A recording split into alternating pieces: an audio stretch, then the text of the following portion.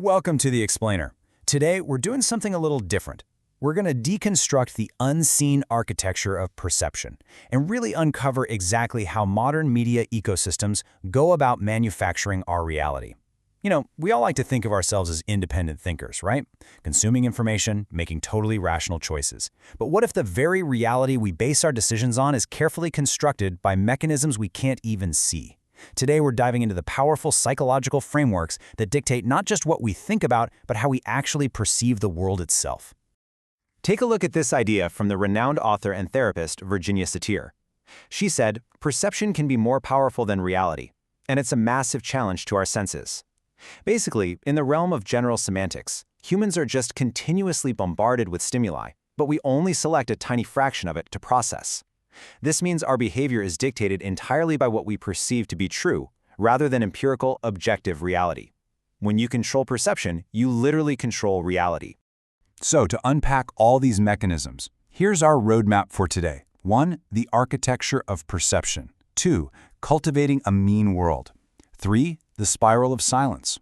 4. Managing perception and reality. And finally, 5. Modern information warfare. All right, let's jump right into Section 1, the architecture of perception. This brings us to George Gerbner's cultivation theory from 1968. He had this brilliant way of showing how actual, multidimensional reality gets squeezed through what he called gatekeeping dynamics. It's like a giant filter. Opposing forces and conflict determine exactly what information actually makes it through, filtering it all into a highly selective, constructed media reality. Gerbner argued that massive media exposure over time acts as this centralized storytelling system. It subtly shapes our perception of social reality, even if that cultivated worldview is completely, empirically inaccurate. Because the audience believes it, well, it just becomes their functional reality. Which leads us perfectly into Section 2, cultivating a mean world. And here is the kicker. Massive media exposure to disproportionate violence literally manufactures anxiety. This is what Gerbner termed the mean world syndrome. Heavy viewers are conditioned to feel fear and anger completely out of proportion with reality. They feel vulnerable, and that triggers a heightened, desperate desire for protection. And hey, this isn't just some old television theory either. It is heavily debated today in discussions about whether violent video games decrease empathy and cultivate aggressive behavior in kids. Now, to anchor this in the real world, let's look at a phenomenon called resonance. This happens when a viewer's everyday reality aligns perfectly with what they see on screen. Following the tragedy of 9/11, Western media heavily utilized specific narratives and rhetoric. For the families of the victims, and frankly for many others, these media narratives matched their personal trauma and fears. This created a powerful double dose of cultivation, profoundly shaping public perception and triggering the mean world syndrome on an absolutely massive scale. So, just to summarize Gerbner's mechanisms before we keep going, remember these core pillars. Mainstreaming establishes a dominant monolithic narrative because the media symbols monopolize all other information sources, forcing our internal realities to converge. Resonance amplifies it, and the mean world syndrome ensures that the mainstream narrative is deeply rooted in fear and a desperate desire for safety. Okay, moving on to Section 3, the spiral of silence. So, once the media sets up that fearful mainstream consensus we just talked about, the spiral of silence swoops in to lock us in. Back in 1974, Elizabeth Noel Newman posited that humans have a profound fundamental fear of isolation. When individuals perceive themselves to be in the minority, even if their view is entirely rational, they suppress their contrasting opinions, they self-censor out of a pure systemic fear of being separated from the group. Furthermore, because media organizations present a restricted, homogenized selection of news, they manufacture a scarcity of alternative perspectives. The media can literally silence public discourse just by declaring specific topics settled in favor of one position. Crazy, right? When you think about these two theories side by side, it's actually kind of wild how symbiotic they are. They build into a complete system of control. Cultivation theory operates on message repetition to cultivate an anxious worldview. Then, the spiral of silence takes over, using the fear of social isolation to define the climate of opinion. One provides the ammunition, the fearful narrative, and the other provides the enforcement, total silence and compliance from anyone who might dissent. That brings us to Section 4, managing perception and reality. In the digital era, the battlefield is quite literally the mind.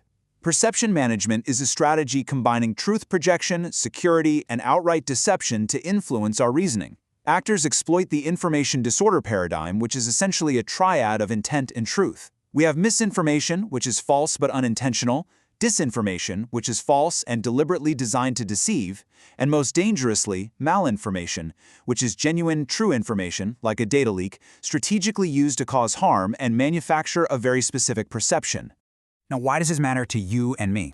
Well, in today's super high-density information environment, we suffer from severe communication overload. To cope, we don't actually consume media to learn, we deploy cognitive defense mechanisms. We use selective attention, selective perception, and selective recall to filter out things we disagree with, which is constantly seeking psychological reassurance for our existing prejudices.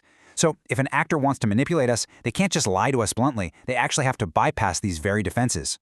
And finally, Section 5. Modern Information Warfare.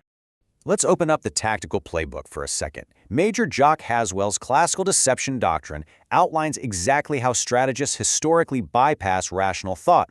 For instance, the lure presents a sudden, seemingly exploitable advantage to draw an opponent right in. These exact principles of misdirection and deception were incredibly effective during the strategic intelligence operations of the WW2 D-Day landings, and today, they are applied directly to the digital information space. But here's the crucial part. Whether we're talking about a literal battlefield or just your social media timeline, a deception only works if it has multi-channel support. All information across all channels must corroborate the deception. Positive channels have to draw your attention in, while negative channels repel it, ensuring the artificial reality surrounds you entirely and feels completely authentic, seamlessly fulfilling that cultivation theory requirement of mainstreaming. We see this happening all the time in modern hybrid warfare, which mashes up conventional tools with psychological and cyber warfare. Think about the Cambridge Analytica scandal. They used genuine malinformation, leaked personal data, as a lure to understand psychological vulnerabilities. This totally bypassed the audience's selective perception because, well, it felt real. Then they deployed targeted disinformation across multiple channels to influence behavior. State actors do the exact same thing, exploiting vulnerabilities to manage perception, as we saw in the geopolitical blame game between nations over the origins of COVID-19. They create fear, uncertainty, and division just to manage the narrative. As we wrap up this explainer, I want to leave you with one final, really vital question about your own cognitive agency.